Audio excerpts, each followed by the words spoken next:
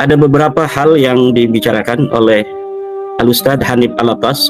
Yang pertama, bahwa nasab Ba'alawi sudah diijma. Beberapa iddi'aul ijma, riwayat-riwayat adanya ijma yang diberikan oleh ulama, seperti disampaikan oleh Yusuf An-Nabhani. Sekarang kita gali apa betul adanya ijma itu terhadap nasab Ba'alawi.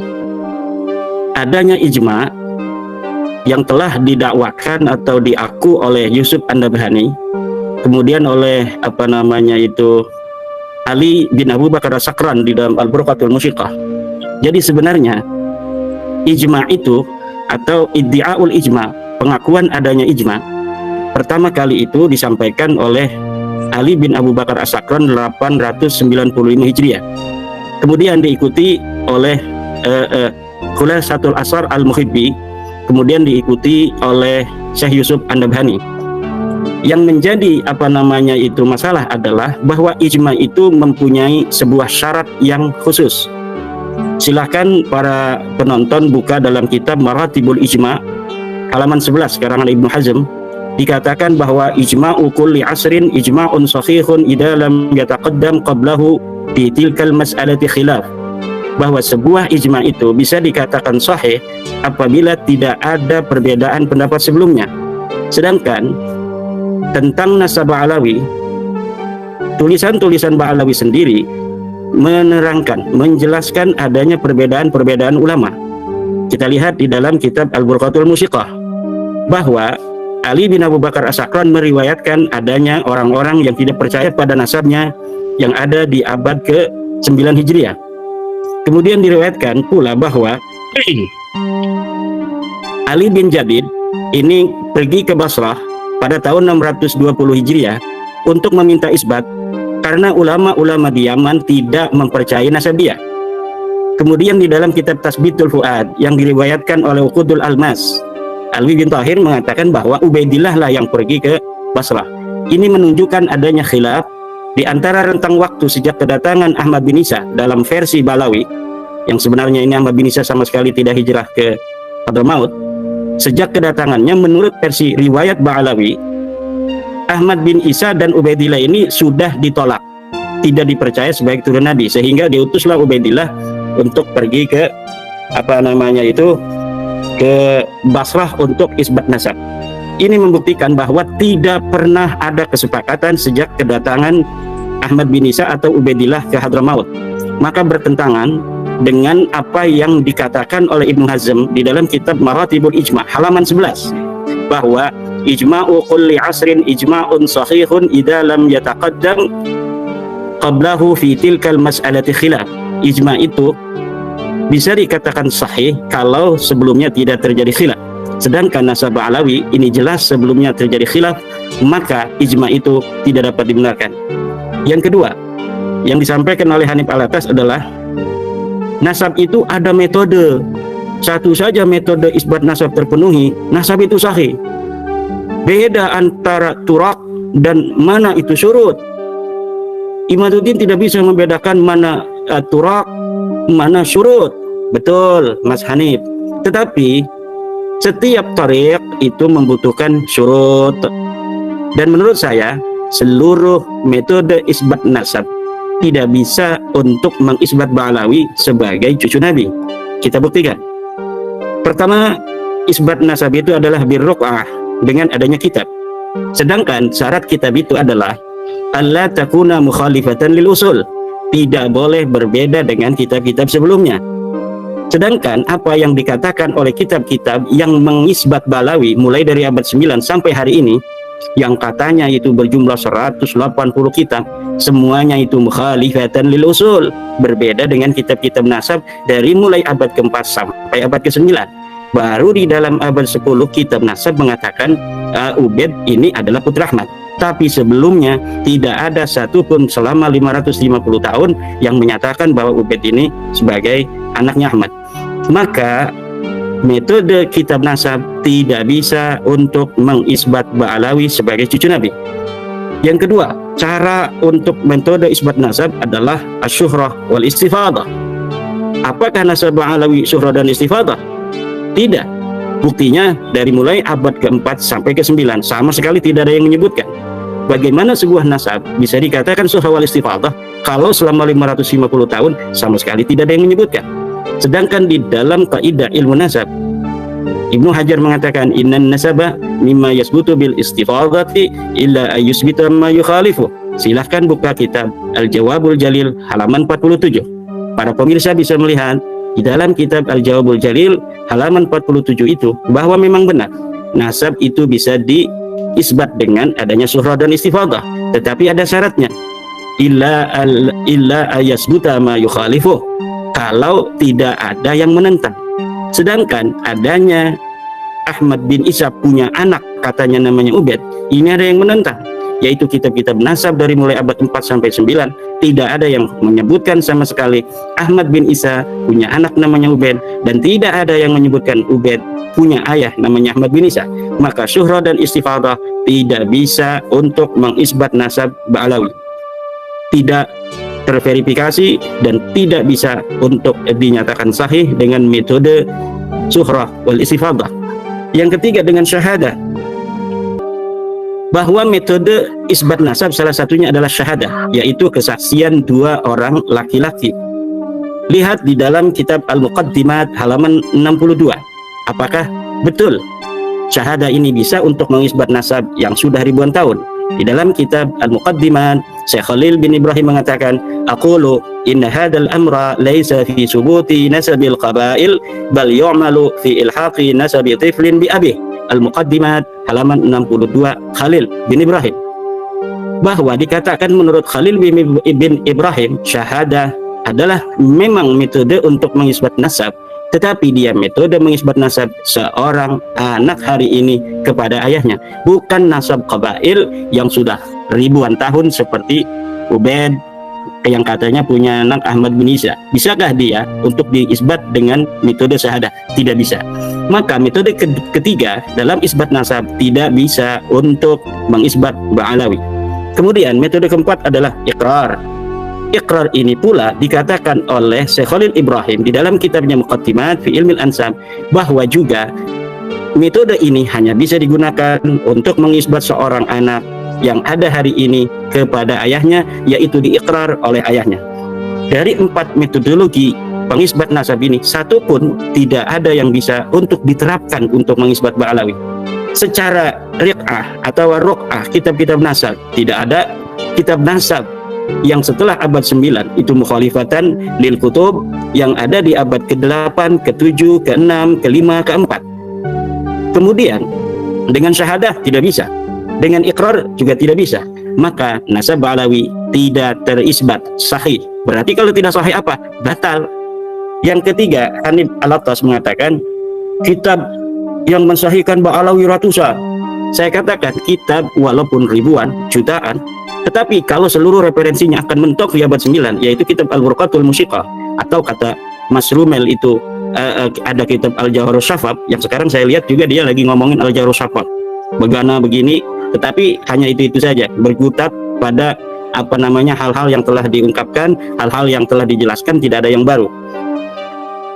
Maka seluruh kitab-kitab yang jumlahnya ribuan, jutaan, triliunan yang mengisbat Ba'alawi, yang semuanya mentok di abad 9, tidak ada bisa nyampe di abad ke-8, di abad ke-7, ke-6, semuanya tidak bisa dijadikan sebagai penguat nasab dari Ba'alawi ini. Kemudian yang keempat, dikatakan oleh Mas Hanif Al-Attas, tidak ada yang menyatakan kitab sejaman sebagai syarat mutlak daripada pengisbatan nasab. Ilmu nasab adalah ilmu sejarah. Cara kita meneliti nasab sama dengan cara meneliti sejarah. Baca kitab nasabnya, jangan hanya kitab Rasail fi Ilmil Ansab, jangan kitab Muqaddimat fil Ilm saja. Silahkan baca kitab Usulu Ilmin Nasab wal Mufadalah Bainal Ansab halaman 76. Saya ulangi, pemirsa silahkan untuk memverifikasi kitab-kitab yang saya sebutkan. Silahkan buka di dalam kitab Usulu Ilmin Nasab wal Mufadalah Bainal Ansab halaman 76-77 dikatakan tentang kitab sejaman. Wa indama nuhaqqiqun nasaba fa innal masadir allati yumkinu an nastaqiya minha an-nasaba yajibu an takuna min kutubil ansabil qadimah allati kutibat fima qabla al-'asr al-hadis haitsu kana an-nasu aqraba ila ma'rifati usulihim. Ketika kita mentahqiq sebuah nasab, maka sumber-sumber primer yang bisa untuk kita gali untuk mengetahui nasab wajib, yajibu, ini kalimatnya yajibu loh, yajibu, wajib, antakuna min kutubil ansabil qadimah, dia haruslah kitab-kitab yang terdahulu, kitab yang terlebih dahulu sesuai dengan al-haqbah az-zamaniyah, di mana nama-nama itu ada, itu lebih baik. Kalau tidak, yang paling dekat. Di sini dikatakan haitsu kana nasu aqraba ila ma'rifati usulihim, ketika manusia lebih dekat untuk mengetahui nasab-nasab leluhur mereka. Semakin dekat dengan objek, maka itu semakin baik. Semakin dekat semakin baik. Jika tidak, maka di dalam kaidah ilmu sejarah disebut dengan argumentium excellentio, maka sesuatu yang mampu kita untuk raih dari sebuah sumber yang terdekat, itulah yang dijadikan sebagai yang terpokok.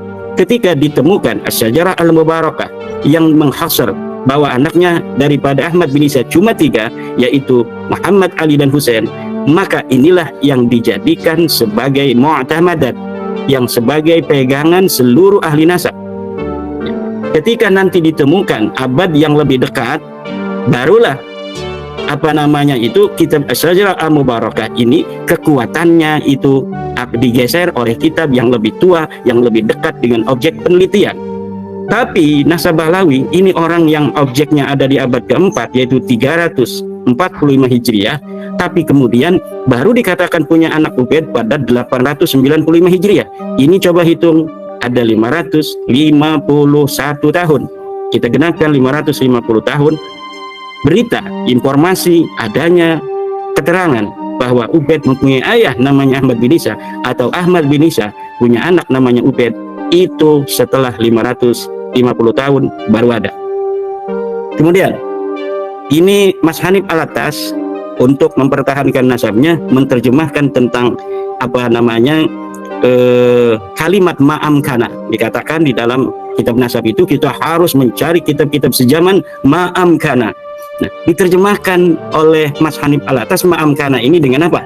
Dengan kalau bisa, ma'amkana kalau bisa. Sedangkan kalimat ma'amkana itu maknanya bukan kalau bisa, tapi sebisanya. Coba para pemirsa ambil HP-nya, ambil laptopnya yang ada internetnya, kemudian cari itu translate Arab Indonesia, tulis ma'amkana. Apa maknanya? Apakah maknanya seperti Mas Hanif Alatas bahwa maknanya adalah semampunya, atau sebisanya? Apa kalau bisa? Nah, kata Mas Hanif Alatas, kalau bisa ma'amkana, kalau nggak bisa nggak apa-apa, nggak pakai kitab sejaman. Mana yang sebenarnya adalah sebisa mungkin. Ma'amkana itu maknanya adalah sebisa mungkin. Ma'amkana itu maknanya sebisa mungkin. Artinya sekuat yang kita mampu untuk mencari kitab itu, maka itu harus sebuah sejarah, sebuah nasab harus diiringi dan diverifikasi oleh kitab-kitab sejaman. Bukan ma'amkana itu kalau bisa, kalau mau, bukan demikian. Tetapi sebisanya kita harus mencari sesuatu yang ada dari apa yang telah disebutkan oleh Amudun Nasab kita. Nama-nama ini harus ada kitab yang sejaman atau kitab yang mendekati. Seperti kitab Syajarah Mubarakah itu bukan sejaman, dia sekunder. Tapi itulah ma'amkana yang kita mampu untuk mencari seorang Ahmad bin Isa mempunyai anak 3. Sebelum itu yang lebih tua tidak ada, itu namanya ma'amkana. Kalaulah kita bisa mencari lagi kitab-kitab yang lebih tua dari Asy-Syajarah Mubarakah yang menentukan anaknya itu hanya 3, menghasar, itu kita akan mencari lagi, tapi memang tidak ada. Yang ada hanya kitab Asy-Syajarah Al-Mubarakah yang menghasar anaknya itu 3. Sedangkan yang menambahi ada di kitab abad ke-9 Hijriah. Maka yang ada di abad 9 Al-Burqatul Musiqah, tanda kutip Al-Jawharus Syafaf, kemudian Al-Baha Ad-Durar, atau disebut dengan kitab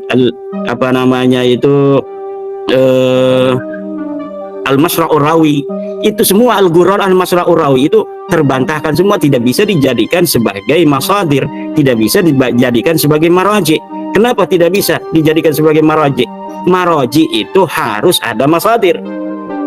Kalau misalnya sebuah maraji tidak berdasarkan masadir, ini maraji ini adalah sekunder, masadir ini adalah primer yang paling dekat, maka maraji ini diabaikan. Apalagi ketika maraji ini bertentangan dengan masadir, seperti Al-Burqatul Musyiqah bertentangan dengan apa namanya itu kitab Asy-Syajarah Mubarakah, maka itu Al-Burqatul Musyiqah, Al-Jauharus Syafaf, Al-Ghurar, Al-Masra'ur Rawi, Al-Juz'ul Latif, semuanya harus diabaikan.